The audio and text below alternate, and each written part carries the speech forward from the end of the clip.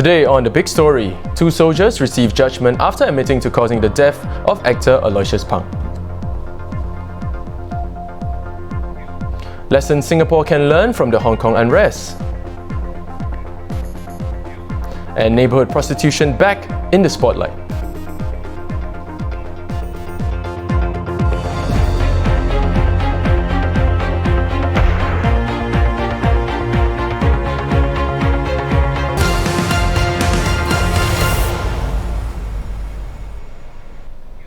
Hello and welcome to The Big Story, where we'll discuss the top news of today and explain why it matters. I'm Dylan Ang, coming to you live from the Straits Times newsroom. Two soldiers were sentenced for their roles in the incident leading to the death of actor Aloysius Pang after they pleaded guilty in a military court today. The two men who were in the howitzer at the time are military expert 2 Ivan Teo Ji Siang and 3rd Sergeant Hubert Wah Yun Teng. Corporal First Class Aloysius Pang died in January after being caught between the back of the gun barrel and in the interior of the howitzer cabin during a live firing exercise in New Zealand. ME2 Teo faced 3 charges, while 3rd Sergeant Wah faced 2 of negligent act endangering life under the SAF Act. The two men had the charges read to them at the SAF's Court Martial Centre at Kranji Camp 2. They were fined $7,000 and $8,000 respectively. Here with us to discuss this is Sunday Times editor Eugene Wee. Hi Eugene. Hi. Eugene, welcome to the show. Eugene, could you perhaps first recap for our audience why this trial was held in a military court and not in the High Court? Basically, it's because the accident happened overseas during a SAF live firing exercise. So the Singapore Police didn't have jurisdiction to investigate. So the investigations were actually conducted by the SAF Special Investigation Branch, or SIB.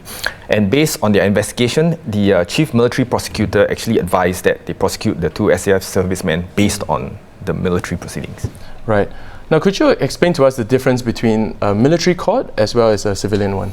So the military court deals mainly with offences under the Singapore Armed Forces Act, which includes things like absence without leave, AWOL, and insubordination, things like that. So if you're tried in military court, your conviction records not necessarily will go into your civilian record. So for example, if you commit a crime or commit a offence in SAF, that stays in your SAF record, except for maybe more serious offences like rape and drug trafficking. Those will move to your civilian record. Right. So speaking of the severity of crimes, could you shed some light, on how the judge decided on the fines? Okay, so there were a few factors that he took into consideration based on his judgment. So first, he considered that both servicemen pled guilty, so he gave that some weight. Secondly, they had a very clean service record, so they had no prior convictions or any major problems with their performance. He also took into consideration the submissions by both the defence and the prosecutions with respect to the sentencing. So, for example, 3rd Sergeant Hubert Wah, he faced 2 charges, one of causing death by negligent act, and the other one was endangering life under the SAF Act. I see. So, for that, the defence had actually asked for a fine. I think there was a jail term involved at the maximum case, but the defence asked for a fine. And the prosecution also asked for a fine of $8,000. And in addition to that, a demotion to corporal. So that was the sentence that he got, $8,000 fine and demotion to corporal. For ME Ivan Teo, he had 1 charge of disobedience of general orders and 2 charges of negligent act under the SAF Act. So the defence asked actually for a $3,000 fine, but prosecution asked for a higher fine, which is $7,000. So that's what he got. The difference between the two of them, $8,000 versus $7,000, and the demotion is because Hubert Wah was deemed to have been have a more direct. The act that he did was that caused the death of Aloysius Pang. So that's why he got a bit of a higher. Now, Eugene, just to end off, what were some of the lessons learned from this unfortunate incident? Did it change any SOPs in the SAF to prevent future things like from happening? Yes, so across the army, they led to a very big change in terms of the way safety was viewed. One of the biggest changes was they actually appointed a brigadier general to become the inspector general for safety. So his job is to oversee safety for all of SAF, and he has powers to investigate and audit safety, all the safety SOPs in all the units. So the army leadership has taken a very, very serious look at all kinds of safety issues to the extent that they are encouraging things like reporting near misses, open reporting, so that they can learn from all these near misses and implement new things to help keep the safety culture in SAF very strong. Right. All right, thanks Eugene for sharing more about this. If you'd like to read the full story, head on down to our website at straitstimes.com. Now moving on to the latest in Hong Kong, Chief Executive Carrielam has called for the police to resolve the standoff at the Polytechnic University peacefully. The seizures has raised fears of a crackdown on scores of protesters who have remained in the campus surrounded by police. Mrs. Lam said she had instructed police to not immediately arrest minors under the age of 18. About 100 people are still in the university after about 600 protesters escaped or were evacuated overnight, including several hundred who were under 18 years old. In Singapore, Trade and Industry Minister Chan Chun Sing said that Hong Kong has reached a breaking point and that Singapore can learn from the situation there. He highlighted 4 lessons. Political systems that only promote contestations and debate without concrete and constructive actions cannot deliver or solve problems. Political systems where parties only champion narrow sectoral interests without consideration of and compromise for the greater good also cannot be sustainable. Today, too many governments and societies are too focused on the immediate and domestic, without sufficient considerations for the future or external. All elections cannot be just about the here and now, without consideration for the long-term future of our people and country. To insist on maximal individual gains at the expense of the common and collective good cannot be the Singapore way. The pursuit of such narrow interests will instead fracture the political centre for compromise and constructive solutioning. So Singapore's continued relevance to the world is never a given. We must work hard, distinguish ourselves, and stay exceptional amidst the global uncertainties. With us in the studio now is ST News Editor Zakir Hussain. Hey Zakir. Hi. Welcome to the show. Now Zakir, why did Minister Chan feel the need to weigh in on the situation? I think the situation in Hong Kong, as Mr. Chan described it, reached breaking point of the weekend. And I think the situation is expected to get more tense in the coming weeks. I think I can venture a couple of reasons why he decided to touch on Hong Kong at this time. I think it comes about a week and a bit after PM Lee also raised concerns about the situation at the PAP convention 2 Sundays ago.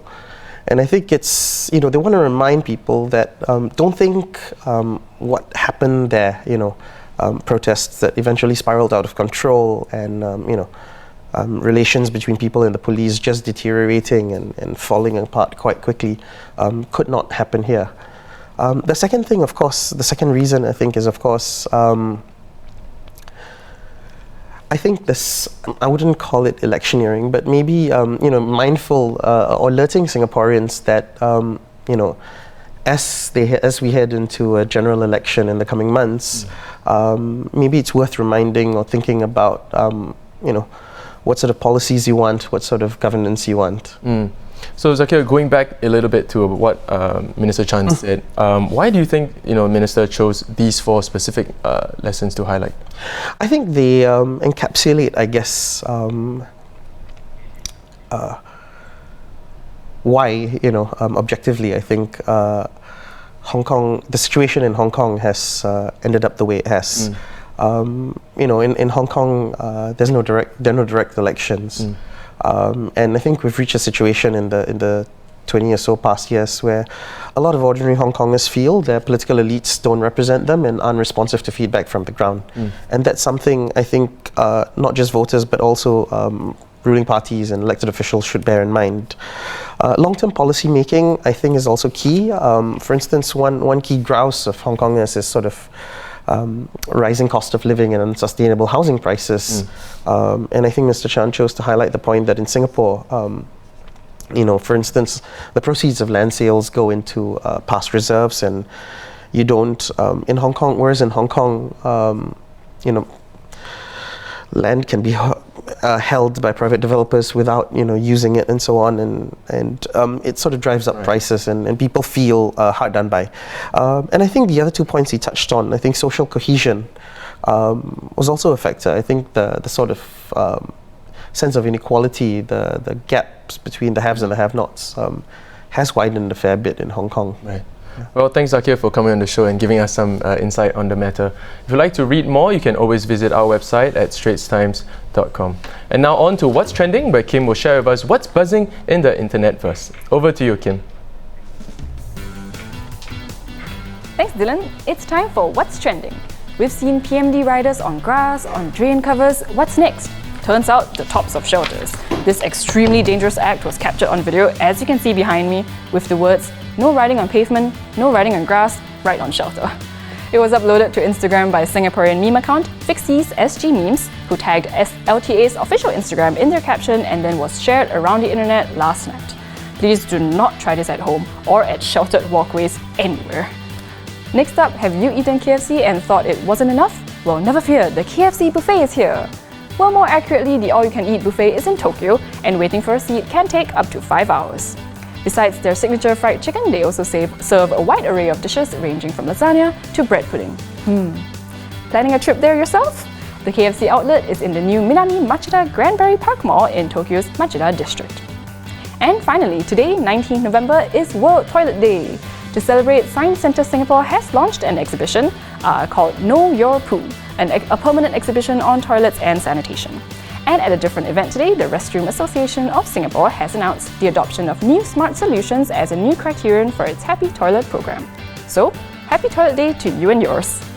That's all for What's Trending today. If you've seen a story that you'd like to share, link it in the comments section below. Back to you, Dylan. Thanks, Kim. The growing problem of prostitution in residential estates is back in the spotlight. The shocking truth? Offenders have moved their vice activities into the HDB heartlands. This comes after amendments to the Women's Charter were passed in Parliament earlier this month. The changes further empower the authorities to act against errant and negligent homeowners and tenants who allow vice in their homes. Around 70% of foreign women arrested for online vice between 2015 and last year were operating in residential estates, with 47% of this group found in HDB estates. With us in the studio is journalist Kara Wong. Hey Kara. Now Kara, why has this continued to be a problem for so long? Okay, so, well, the police have been trying to calm down hard on vice. You frequently see news of their arrests, raids and all. So, but the worrying problem here is really that vice has moved into residential areas, your homes, your neighborhoods, residential estates, basically. And it's actually very hard for the police to try to do enforcement operations on this area consistently, for them to patrol and look out for vice activities to weed out. Because there are thousands and thousands of HDB flats and private condos.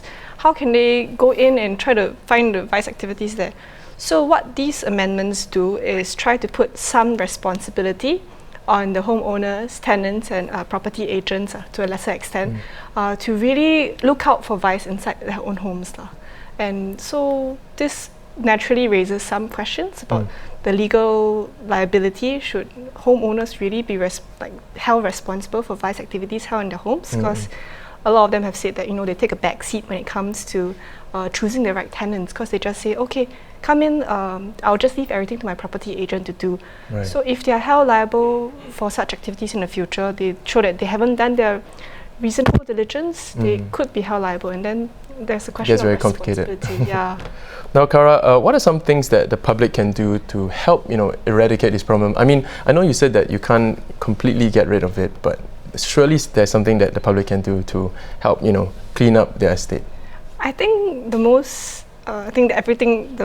police wants the neighbours to really look out for each other, get to know your neighbour, so you know who's living beside you, in front of you, behind you, so that you're aware if something irregular is happening, because you know who they are. You can go up to them and ask, oh, what's happening here?